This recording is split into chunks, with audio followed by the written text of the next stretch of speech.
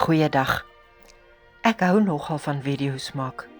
Maar as jy voel soos ek nou voel, sal jy verstaan waarom dit net 'n stemboodskap is. En selfs my stem voel nie heeltemal lekker nie. Vergewe dus my stem. Dit sal weer beter gaan.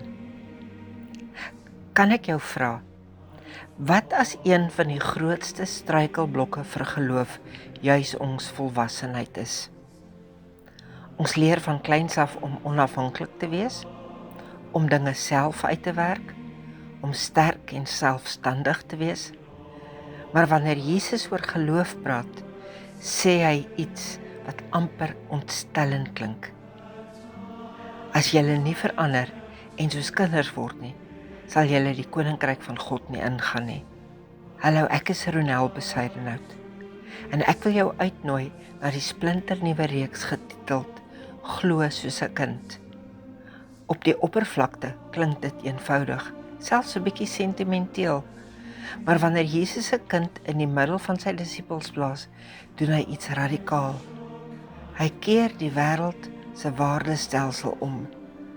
In God se koninkryk lyk grootheid nie soos mag, beheer of prestasie nie.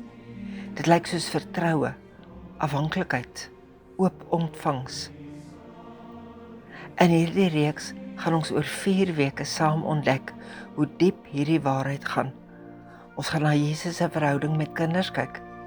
Ons sal luister na stories uit die Ou Testament. Ons sal gesels oor nuuskierigheid, egtheid, verwondering en die vermoë om te vertrou. En ja, ons sal ontdek wat dit beteken dat ons kinders van God genoem word.